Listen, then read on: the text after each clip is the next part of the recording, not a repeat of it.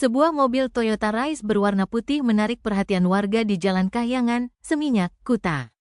Pasalnya mobil berplat nomor kendaraan B itu terparkir dengan posisi miring. Ban bagian depan berada di tembok sehingga mobil tersebut terparkir dengan keadaan miring.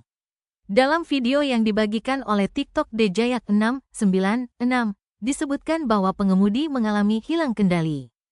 Terlihat dalam video, mobil tersebut pun menarik perhatian sejumlah warga yang berada di lokasi. Sejumlah warganet pun memberikan komentar pada unggahan tersebut. Mereka menyoroti plat kendaraan mobil tersebut, yakni plat B yang merupakan plat kendaraan Jakarta Barat.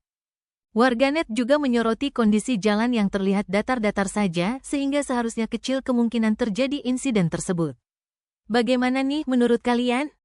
Tulis di kolom komentar.